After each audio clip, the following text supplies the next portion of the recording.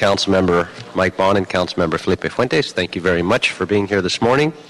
And with that, we're going to open it up for public comment cards. If we have any cards, we'll do those first. Great, thank you very much. And if anybody else is here for public comment, if you could please submit those cards. And if not, then we'll close the card submission. Okay? And then we'll bring up, if we could, Fernando. Is it Guy Fan? Apologize if did I get that right? And David Reed, come on up. And Autumn Elliott. Good morning. Good morning. Thank you for coming this morning.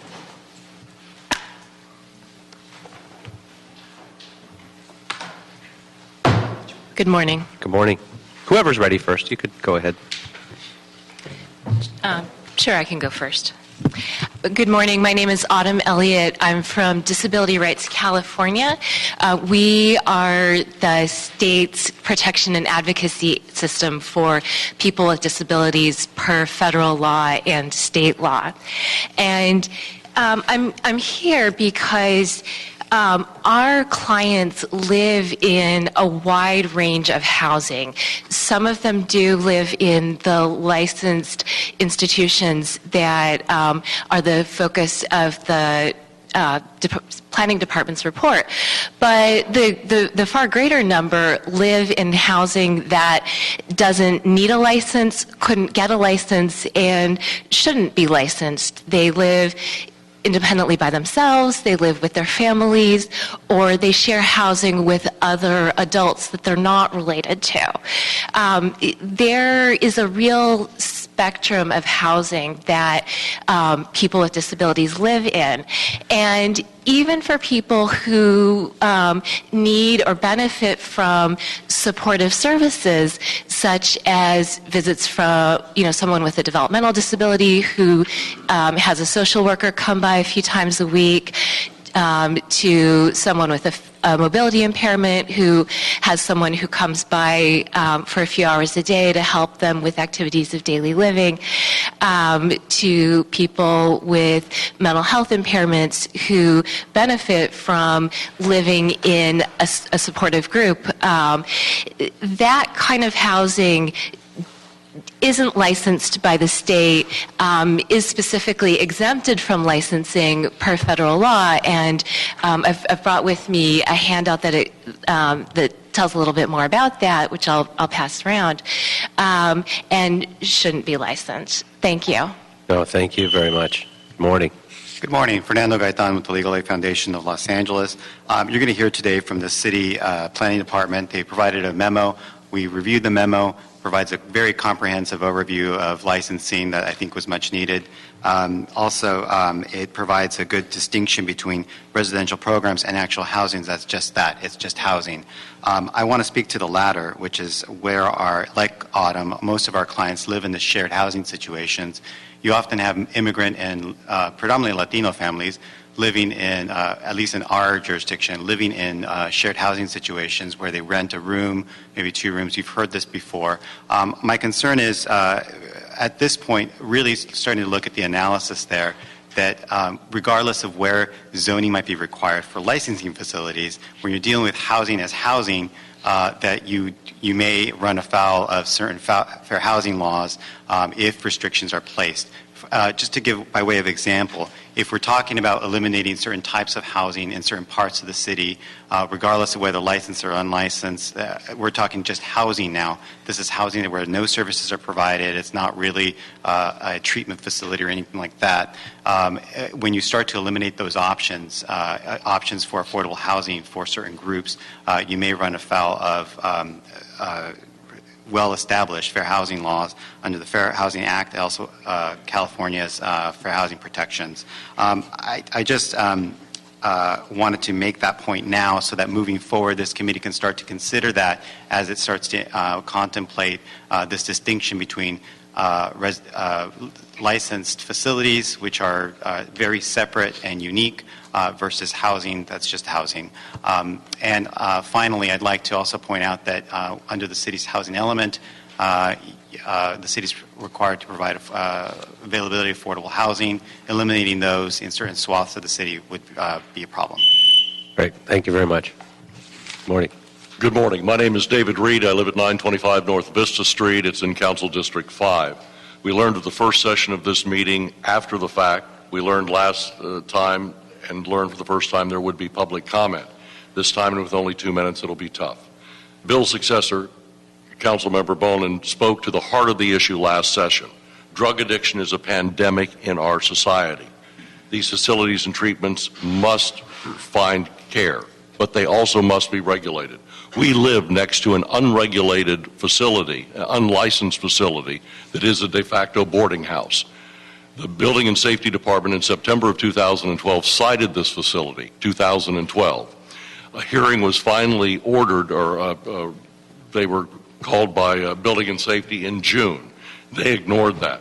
Cut to finally the city attorney getting involved just last month, forcing them to come to the table and talk about this being an illegal boarding house and 3 other issues. I have letters I'm going to give you after to explain more of this. Since that time, my car has been egged 4 times. Yesterday, my Jeep was egged with at least 4 eggs. This was what I woke up to in the morning. And while that certainly couldn't be proven to be from the sober house, we're the only 2 cars on the street to have been hit. My 2 cars on a house, on a residential street, single-family neighborhood, 22 houses. We also collect rainwater, and this week we were fortunate enough, because of the slope of our roof, to get over 40 gallons of rain saved. Well, in the last 2 days, these little soap packets were thrown over the fence. No question where they could have come from, because it's been an awful good throw from going from the street. And they destroyed 40 gallons of water from rainwater that's now going down the sewer system, just out of spite, just out of petty vandalism. Ours is not a unique story. There's hundreds of homes that need your help. Right. Thank you very much. Appreciate that. Not to make any jokes about it, but maybe Justin Bieber was in town too, but no, I'm kidding. It's a felony. No, it's a serious issue, and we saw that. Just egging houses, it's been in the news a lot. I do appreciate you coming as well. And we're going to have a lot more of these and more opportunities, but if you can submit the letters that you shared.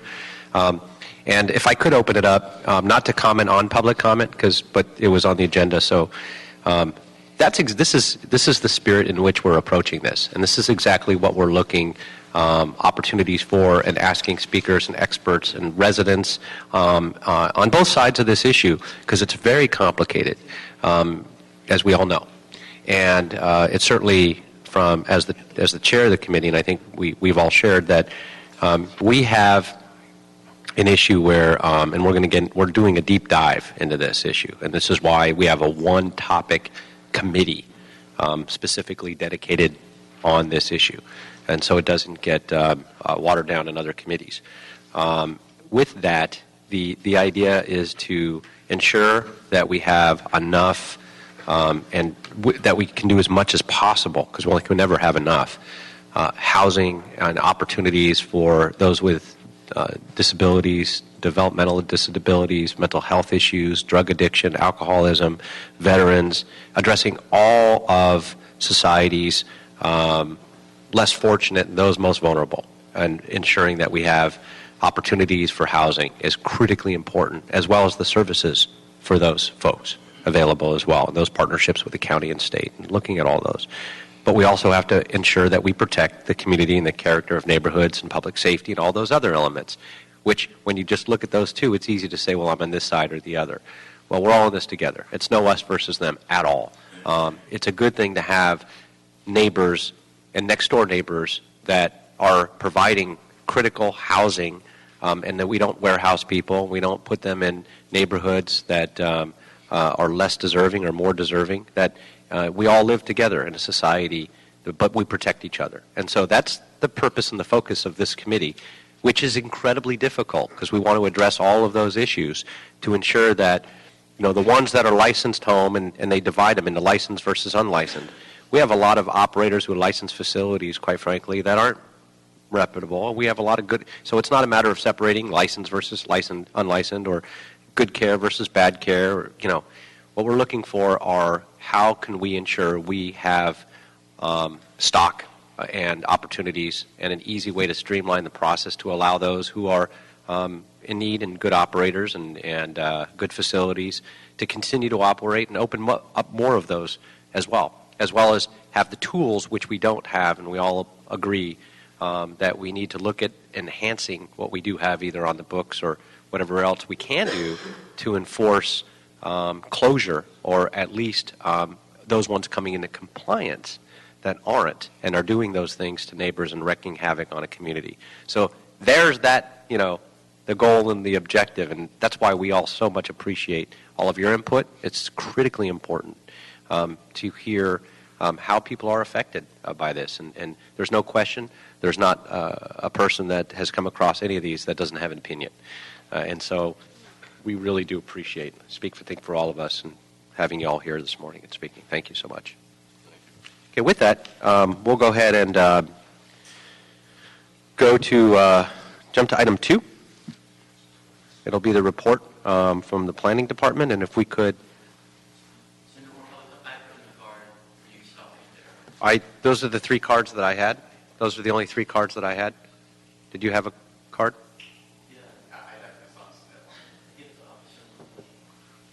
Okay, well, come on up, and if you could, maybe it's stuck to another card.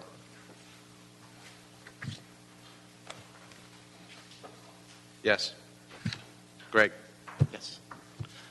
So Greg Spiegel, Inner City Law Center, and I just wanted to quickly praise the Planning Department's report describing what licensed facilities are. I think there was a lot of really good information that's going to add to this discussion, and I appreciate the approach the committee's taking to these issues. It's just great. I just want to give you my quick take on what the planning report didn't do. It really didn't kind of distinguish licensed facilities from everything else, and everything else is housing. Licensed is what this report describes as licensed. Everything else is housing, and how you can tell the difference is licensed requires 24-hour non-medical services there. There's some exceptions to that where there are 24 hours that don't have to be licensed, but it's a spectrum. People can have services all along, but when it gets to 24 hours, that's when the licensing requirement could kick in. So any less than that is not licensed. That's just housing. We don't call it unlicensed. We call it housing. So there's licensed and there's housing. 24 hours is the barrier there. Other thing is, in the report, they excluded facilities that have children residents. To the extent this committee cares about the residents of the facilities, I would suggest that it incorporate the facilities that have children in it. The planning report excluded those in their numbers. I'm not sure why, and I'm sure they had good reasons, but we might want to include those back in as we legislate because we don't want to ignore that population. And one other thing, to get to the gentleman's comments here and Councilmember Englander's comments, Inner City Law Center sues slumlords. We try to get compliance. We work with the Housing Department. We agree that enforcement is the big way to distinguish the bad actors from the good actors. We would love to work with you on, and we have lots of ideas about how building and safety and the Housing Department and the county can do a better job of that, and we want to help you do that. Great. Okay, thank you. Thank you so much. All right, now if we can go to item 2, and we'll bring up the housing report from planning.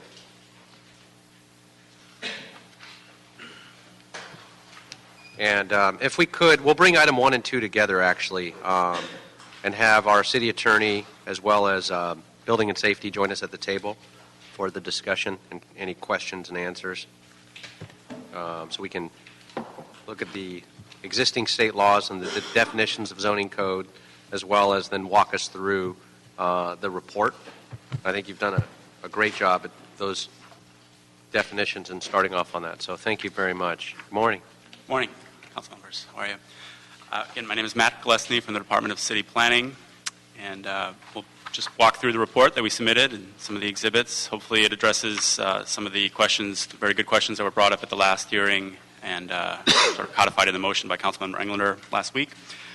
This is a report really just about the licensed facilities, and the direction was that we'll be happy to issue a report or answer any questions on the unlicensed maybe next time, but this does just deal with the licensed facilities. Just as a real backtrack again, these are 1973 Community Care Facilities Act. These are meant to be non-medical, non-sort of health care related facilities that provide care and supervision, mostly for folks with disabilities, the elderly, as well as children in group homes and things like that. There are actually The definition has expanded over time. There's been more sort of classes of facilities added. There's about 12 right now, different types of community care facilities. Some just provide daycare or day use for elderly, for example, of persons with disabilities. We really did hone in on the residential, the facilities that have 24-hour where you live, you sleep there, for adults and elderly. But it is important to note, and it's a good point, that there are other classes, including group homes for children and things like that just were not looked at. The numbers were not analyzed in terms of the numbers in the city. So 12 types. We narrowed it down to 8 residential adult or elderly facilities that have a residential component. Really, there are 3, I think, really worth focusing in on that comprise the vast majority, about 99% of facilities. These are called adult residential facilities, generally for folks under 60, but they've recently loosened it to be more accommodating of folks over 60 if they have similar needs as the younger folks. And then there's the residential care facilities for the elderly, again, care and supervision for folks over 60. And the third, which is about 8% of the total, is the alcohol and drug treatment facilities. And basically 11 out of the 12 are regulated by the Department of Social Services. The exception to that is the alcohol and drug facilities, which are regulated by the Department of Healthcare Services. And that actually recently transferred from the, I believe they're called the Alcohol and Drug Program, is an agency with the state, and those facilities, the licensing for those facilities has recently transferred, I think, just in the last year to the Department of Healthcare Services. Again, these are facilities that sort of help with daily needs. They're not necessarily medical. They do things like health checks. They assist with medication, money management, grooming, hygiene, sort of just help just with daily living activities, the types of things you would see in these facilities. We did go ahead and map them and total them up in the city. We were pleased that the state has very good information, very up-to-date information on the number of facilities in the state, and we were able to parcel those out. And, it's a total of about 934. Again, these are the residential adult elderly facilities. 934 in the city with about 19,000 beds is how they sort of count people or capacity. The number of beds is what's licensed. Each facility has a max number of capacity and a max number of beds. It's about 19,000 in the city. And if we could we spend a little time on the map just so we understand it as well. Because in looking at the map, would we overlay your graph, your table, if you will, on page 4? Does that what corresponds to the map, chart 1? Exactly. Yeah, okay. We just pulled them up by council district. So according to this, CD 12, my district has the highest number of facilities. That's right. Okay. Highest number of facilities, although when you look at beds, it's a little different. Right. Beds are different, facilities are different. Yep. And these are only, just so we understand what we're looking at, these are only the licensed facilities that fall under both of the licensing jurisdictions. Correct. Yeah. These are none of mostly the 3 types that I just mentioned. About 99% are one of those 3 types. There's various others that are described in the report that are minuscule, but mostly right. Yeah. Okay. And for adult and elderly. Adult and elderly, not the children group homes. Right. Not so there isn't a map or a chart that sort of catalogs every sort of facility. You just broken out sort of the one. Good point. That's correct. That is, yes. Right. I'd be happy to look at the entire universe. CD12 may be leading in this category, but we don't know sort of system-wide what it looks like for... That's a fair statement. And the fully comprehensive map couldn't be done. Right. There could be a more comprehensive one that could include for children or minors, but the fully comprehensive one that deals with the unlicensed facilities, they're not licensed, so there'd be no catalog of them. Right. We don't know where they are. That's correct. And so just to put a finer point on that, because in public comment, I think it's a really valid point that we should contemplate at some point. So you've got license and then you've got housing, I think is sort of what folks want to sort of view it as. So to me, this begins to sort of skirt around, housing and affordability. Mr. O'Farrell and I are talking about that. But if we start looking at units that are not legal, I'm going to guess that districts like 7, for example, have more conversions and that sort of stuff. And I don't, the population of those houses may be more than 6 people. Or so I to me, the distinction between license and housing, I think we're going to have to sort of dive into too, because it speaks to just housing in my district. I've got more, I'm going to guess, illegal conversions of housing than most parts of the city. And that's the idea. I think we're going to get into is, and I think those are very good points, that it's almost impossible to map it from that perspective if it's not documented. But having said that, in not to look at necessarily conversion, if you will, as a topic, but certainly ones that don't meet the building requirements, and if they don't have permits, and we're seeing that, there's a lot of, we're pushing for smoke detectors. Is something we did yesterday in council, for example, and a lot of that is targeted to these illegal conversions. We're saying, okay, we can't find them all. We don't know about all of them. At least get a smoke detector at a minimum. We just had a family of four yeah. a couple weeks ago. Were killed in a fire in Mr. Fuentes' district. It's two little kids were in that as well. And talking to all the neighbors and watching all the news accounts, this was a really good family. And so we want to protect housing, but we want to also make sure they're safe. So where we start off on that first is dealing with certainly the number of individuals living in units per se, perhaps, but really dealing with the safety issues as well that will, I think, lead us into discussions of if we're looking at licensed facilities, and we'll have to do a deeper dive, what kinds of inspections, what kinds of checks and balances do we even have on the licensed ones? And I want to get into that a little bit. But just so I'm sorry. And then on the unlicensed as well. So that I'm clear, this map and this chart, they have the entire universe of licensed facilities, so drug and sober living and elderly and residential for elderly. I mean, that universe is completely here? No. Let me try to be clear. In terms of just license. They're the licensed facilities that are, and then the subcategory would be that they're residential in nature, you sleep there, they're 24 hours, and that they serve adults and elderly. They're not the children-only facilities, and they're not the day use facilities or the daycare facilities. So there won't be these are the things that we, they look like a residence. So there would be another category of residential facilities that's not mapped, with the exception of children, that's not on this list. This encompasses that universe. That's correct. Okay.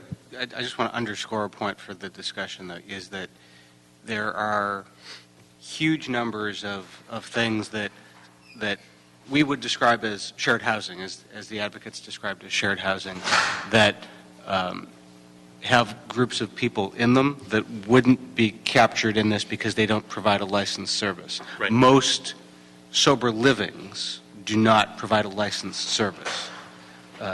There are some sober livings that do, they're not even sober livings, they're sort of detoxes and recovery centers that provide a licensed service, more intensive care. Sober living, though, wouldn't be captured in this universe, and it's an important distinction to make. I wanted to ask one question, and maybe this is something we need to ask of building and safety, is I want to be sure that as we do this deep dive that we're trying to trying to be on the same page about the problem we're trying to solve.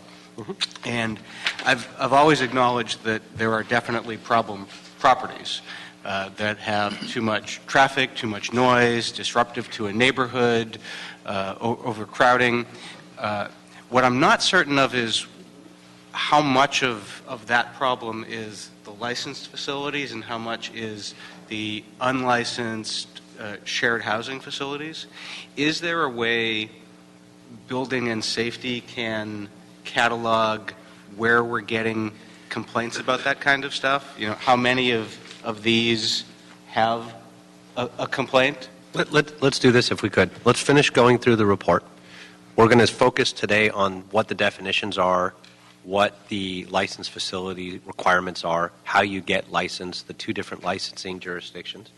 The next meeting we'll talk about the definitions of, if you will, unlicensed, so we'll understand, and then go into a discussion of, what are some of the issues dealing with either licensed or unlicensed. Let's not label them at some point. Let's just figure out what the problems are, and then what are some of the solutions and ideas to resolve some of those problems. And I think, and provide the opportunities to streamline and make it easier as well. For if there at some point if there is some type of licensing, if you will, that we can open up, if there's something we can do, if that's the direction and the will of not only this committee but the stakeholders, then what's a path to get there? that's efficient and feasible for those operators as well to have that checks and balance if that takes us in that direction. So, okay. Thank you, Councilmembers. Just before I just get into the licensing process, I just close out on the map. Just wanted to note that it's actually, we compared these, we actually did a very similar study in 1997 of community care facilities and mapped them and totaled them. Just wanted to note that's actually the total number of at least these three categories, these residential, adult, elderly facilities, actually fewer than there were in 1997.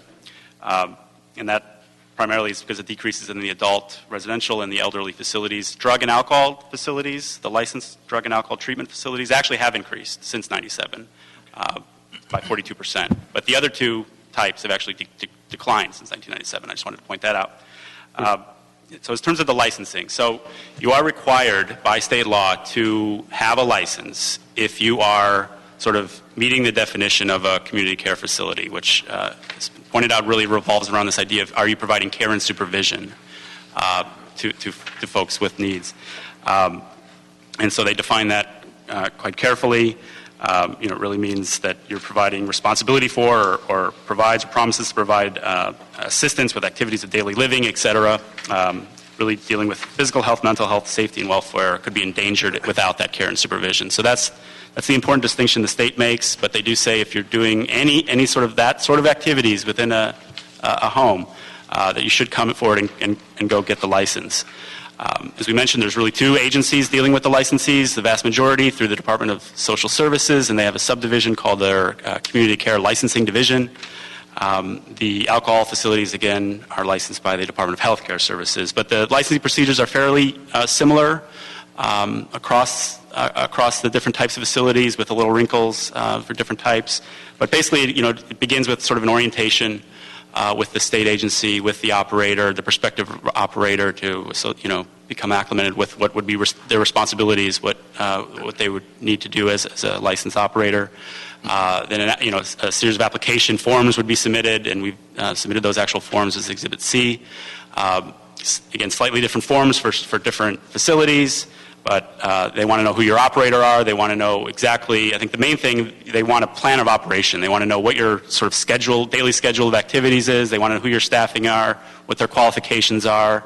They'll look at your floor plan. They'll look at your menus that you're going to serve the food. They look at all that sort of thing as an umbrella of plan of operation. And if you sort of meet that basic threshold and you qualify and you on paper you meet it, then you go to the next level, which is a background check performed on the operator to make sure they're don't have any legal issues folks need to worry about. And then I think a major step is they come out and do an inspection. They'll look at the facility and evaluate it on a health and safety grounds, and does it meet what they told us it was going to be.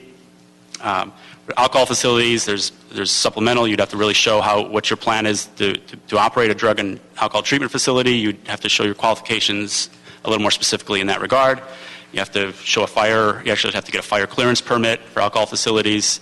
Elderly facilities have to get a physician report. So the little wrinkles like that, little supplemental piece of information the state will look at. Now, we've heard in the past some of the arguments that alcohol and drug treatment facilities have a more difficult time of getting licensed. But you're suggesting that they don't, or is that just getting into the number of individuals? Well, again, are they providing the services? And if they are, then, they should get a license. I've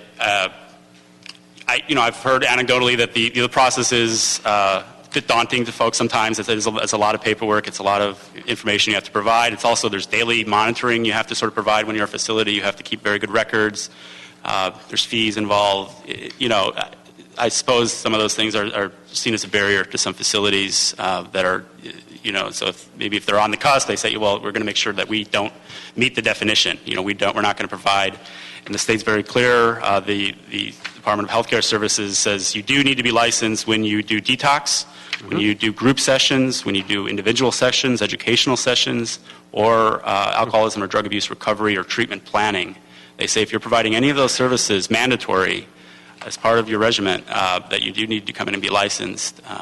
But I think, I've talked, just anecdotally with folks, and I think the process is sometimes seen as daunting, the bureaucracy. So I've submitted 500 pages of regs and healthcare, statutes around these facilities. There's a lot of regulations. Okay. So if you meet all that, you receive a 2-year license by the state.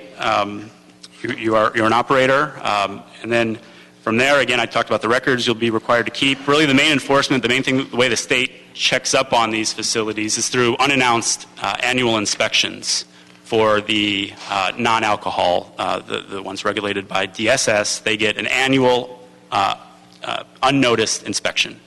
And so, they're not told. They come in unannounced, and they'll come and, interview residents. They'll talk to staff. They'll do their inspection of the facilities, make sure all the health and safety is up to snuff. And they'll also often talk to area police departments or any neighborhood groups that have offered complaints in the past. That's part of their process built in, is to try to make sure that they're being good neighbors as well. And so that's really an important part of the process, and I understand that that's been beefed up in recent years. It used to be, I think, it'd be every 3 years with the inspections. And so I believe the alcohol facilities alcohol and drug treatment facilities get inspected every 2 years under their different agency. They do, I should mention, they look at overconcentration. The state does look at, they have a definition of overconcentration of facilities being within 300 feet of one another. And so if during the application process they find that you're too close, you're within 300 feet, the de facto position is no, unless the local planning agency actually says yes. And planning department, we get these requests from the state and typically refer them to council districts and council members and to look at the particular circumstances. But the de facto position is no to that sort of overconcentration. That's been seen to be bad, not only for neighborhoods, but also for folks living in the facilities being overconcentrated. So that's seen as a justified regulation from the state's point of view. I'll talk about facilities that should be licensed in the state's view that are not licensed. The state appears to take that very seriously. They have very detailed regulations about what they do when they get a notice of a facility that appears to be acting as a licensed facility providing the care and supervision. They'll go out and look at it. And if they find that you are either representing yourself as licensed. What I want to do is let's focus on, if we could, we'll agendize it for the unlicensed facilities the next meeting, so we can really have the discussion on just the licensed facilities, so we understand the differences. Yeah. And we don't simply perhaps categorize it as one's licensed facility, the other is housing. So we understand if there is a difference between, housing, if you're renting out rooms and you're trying to make a mortgage, whatever that might be, you're not necessarily running a facility. If you're advertising drug and alcohol treatment or elder care, different types of these facilities, and that's what people are signing up for and paying for, or you're cloaking it in that but not getting a license. I think that's what we've got to try to figure out or understand. Is that a difference between actually having a facility that's unlicensed and or just providing housing, and is there a difference? So I think we'll do the deeper dive into that on the next meeting, and unlicensed, and figuring out what are the couple things. One, what does the state or the county do for those that are not licensed facilities, since we're understanding a little more of what they do with the licensed facilities, and then what is and can or can't do the city with that in terms of from the city attorney's perspective and building and safety. We'll get into the code enforcement a little more on the next meeting, and what obstacles have we run into, if any, and where we've been successful. And a lot of people have simply suggested more enforcement with what we've got on the books. Let's talk about that, and what works, what doesn't. So, okay, so if we can go through more of... Yeah. That's about all I have, and that was going to be the last part of my report, just talking about facilities that don't have licenses, but on the state side should, but we can hold that off for now. Yeah, because I think that's a broader discussion. And so if we could, you've provided a chart as well. We tried our best with the flow chart. Yeah. The flow chart. And the flow chart... breaks it up between the Department of Social Services, which is 11 out of the 12 facilities, and then the DHCS, which is the Department of Healthcare Services, doing the alcohol and drug treatment on the right side. Very similar. Very similar. Yeah, just little wrinkles. So they have background checks, they have on-site inspections, they both have safety inspections. That's right. Do either one of these have fire inspections from local fire?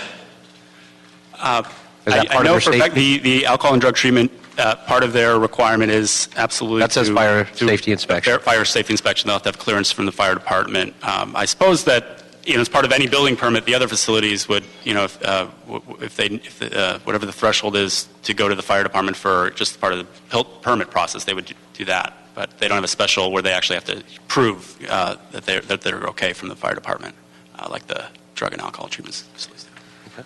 I just had a question. Could you sort of underscore or expand a little bit on what precisely constitutes treatment for drug and alcohol treatment? Because there's a distinction between treatment, which requires licensing, and sober living, which doesn't. So if you could just explain precisely what the state dictates as what is treatment that requires licensing. Right, or really care or supervision, but I think is going in the same place. We tried to summarize what the Department of Healthcare Services defines as when you cross that line on page 7, the top of page 7, licensure is required for drug and alcohol treatment facilities when one of the following services is provided: detoxification, group sessions, individual sessions, educational sessions, or alcoholism and drug abuse recovery or treatment planning. The way that's been explained is these would be group sessions led by a medical or psychiatric professional, as opposed to more informal, less mandatory sort of just group talks. Is the way I understand it, but I'm not actually an expert actually. But that's my best understanding, is that when you're getting to a level of mandatory sort of more medical-oriented sessions with professionals, then you are crossing that line into a treatment facility. So a professional coming in and guiding a group session, a licensed therapist or psychiatrist or treatment counselor leading a session would constitute treatment. That's my best understanding, right, yeah. But a 12-step meeting where a bunch of people voluntarily decide whether or not to share would not constitute. I believe so, and I believe those are usually not. Believe they're usually not mandatory. It might be a distinction too, but I do believe that who is leading is an important part of what separates a more informal, just 12-step versus a more medically oriented session. And on the topic of as we're looking at sort of what licensed facilities are, I want to point out in the report on page 4 what you highlighted as well, and sort of the purview of what we can and can't do in terms of a city, and what we could focus on or not, and what's allowed or not by right in terms of supremacy clause and whatnot. So on page 4, it has state land use zoning requirements for community care facilities. And it says here that all the CCFs and the city is preempted from regulating residential facilities for 6 or fewer persons. So we can't even have a discussion of regulation. So just want to make it crystal clear. Of a facility is 6 or fewer under the California Health and Safety Code regulates residential care facilities, period. So whether or not unrelated persons are living together, residential facilities for which serve 6 or fewer persons shall be considered a residential use of property, period. So it doesn't fall into any of those other categories. They don't have to, whether it's licensed or unlicensed or prohibited. And in fact, it further says we would not be able to regulate with a conditional use permit or zoning variance, zoning clearances. 6 or fewer were basically prohibited from any regulation. And it also goes on and says, therefore, by state law, facilities with a capacity of 6 or fewer are permitted in all zones in the city of Los Angeles. That permit residential uses. And then, right, for residential use, including R zones, commercial zones, agricultural zones. Accordingly, if a facility houses 6 or fewer residents, local governments are confined to only the same restrictions that would apply to any other residential project in the area. So I just wanted to be crystal clear that Pretty important. that is broad. And so, Amy, if you could, and Frank, thank you for coming this morning, bring in any conversation into the topic from your perspective on what we've covered as well. It would be incredibly helpful. Well, I submitted a couple of things for the record and for you council members arising out of our meeting last time. I had mentioned in this notion of we cannot regulate whatsoever licensed facilities serving 6 or under. We can regulate those licensed facilities serving 7 and over, and I had mentioned that the analysis for impediments to fair housing that was prepared in 2006 by the Housing Department faulted the city for not having any type of process for those facilities serving 7 or more. We have pushed people into getting, operators into getting a variance for these types of residential housing. And this is not the norm in the state. The norm in the state is at the very least to offer a conditional use process. A variance is very difficult to get. It's almost impossible. It should be almost impossible.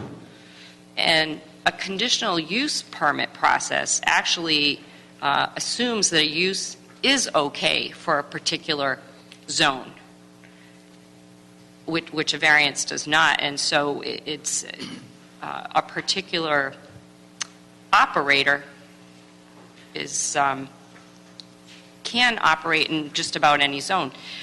You, one of you council members, and I forget, asked me to submit some of the regulations we had proposed from the former transmitted community care facilities ordinance with regard to licensed facilities. Because the proposal was to allow licensed facilities for 7 and over to operate as public benefits. And so I have that submitted in the event there are questions. Let's do this if we could. Since we've had the discussion of licensed facilities and what can be licensed and what is under the city's purview or not, what we can or should, or what we have the potential of looking at, if you will, in terms of unlicensed or, it really falls on, from what my understanding of what you've just gone through, is essentially if there's a potential to look at anything, it's things that are 7 or more and or unlicensed. So on those licensed facilities, I think we'll bring that back in terms of when we talk about enforcement of licensed and or unlicensed facilities, because there still needs to be a conversation about licensed facilities. Whether it's licensed or not doesn't necessarily make it a great facility. So we got to look at that. Although the rules are on the books, how's the state or the county cooperative with that? But on the either unlicensed and or 7 or more, that'll be the discussion to go through, and we'll agendize that as such for the next meeting. Just on that point, because I don't want to lose the opportunity to talk about the land use authority that we have. I think the distinction that you're making is really important, that the variance process really should be more the exception than the rule, both out of fairness to operators, but also to honor what the land use designations according to our plans are. But I'm wondering out loud if there isn't real benefit, separate and aside from sort of how we ought to do things from a process perspective, but isn't there more enforcement capabilities through a conditional use permit versus a variance? And, should we not sort of, when we get to that conversation, talk about that? Notwithstanding the question that Mr. Bonin raises in one of his motions about resources and the ability to have people to actually follow up on the CUP, I think it was you that authored a motion recently that sort of speaks to the resources about whether we actually have the ability to go make sure that the conditional use permit is being followed through. So notwithstanding what I think is a really important thing that we should, in the budget process, talk about soon enough, notwithstanding that fact, doesn't the CUP process make the best sort of land use potential, not just for the applicant, but also for the city of Los Angeles from an enforcement capability? Because if it does, when we get to the point that Mr. Englander wants to speak to about 7 or more and housing / unlicensed, we should really begin to start thinking about how we're going to build that into our community plans, et cetera, general plan, et cetera, et cetera. So is there more protection for us from an enforcement perspective with the CUP process over a variance?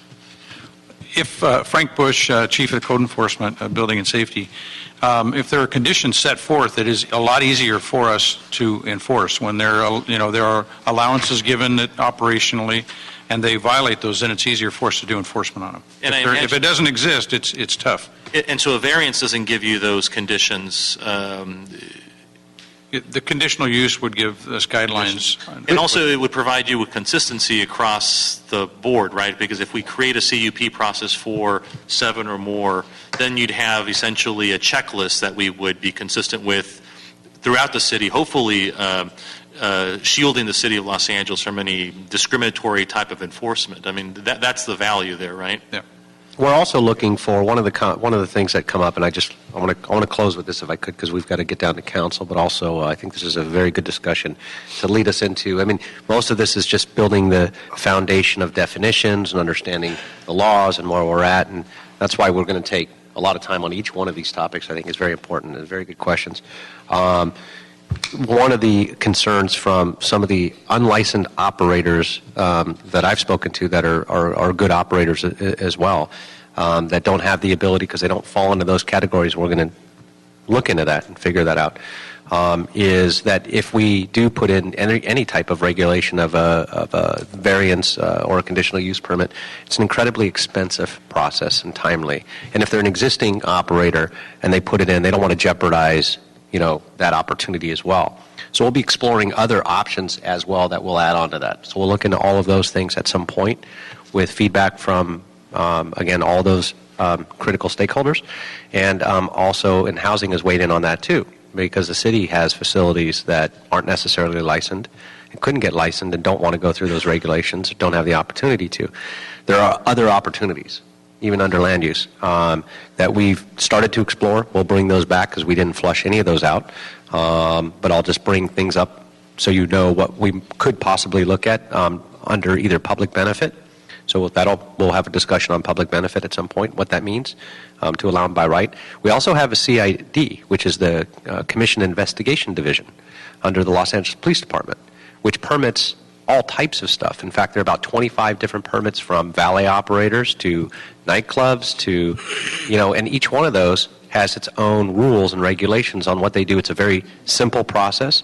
And in fact, for the first time, we just licensed valet operators, to park cars, which we never had that. And that is falling not under transportation because they don't have the resources. But a simple process, very simple, very understandable, and with a check and balance to have CID, Commission Investigation Division, just as an example. And I don't know if that's the direction we would even take. But my point is this, that there are a lot of other opportunities we can look at to simplify a process, to make it efficient for folks, that they're not having to go through this cumbersome, very expensive process in land use, where we have good facilities and we want to provide this service, to open those doors and provide them in more zones as well. And I think we'll explore that. And so we'll have those discussions as well, and how we can make it more affordable for folks. Thanks, Mr. Chair, for doing this as a step-by-step, piece-by-piece examination. That's helpful to good policymaking. Appreciate that. No, thank you very much. So, Tom, did you want to weigh in? Well, I was just going to clarify the process, but I think you answered it yourselves. The process for variances and conditional uses, it's the same process, but as Amy said earlier, it's just a higher threshold for variances. So we could condition any project the same in our reports. It's just that a conditional use are things that we've already said are allowable, but we want to see them and condition them. Variances are just things that are not allowed by the zoning code. So it's really the same process. You have a hearing, we have public notification, we have a report that approves the project, whatever it may be. Variances have to prove a higher threshold. It's what is different about your project that should be allowed here, whereas a conditional use project says, well, we allow it here, but how are you going to be a good neighbor, right, basically. So we'll get into that as well.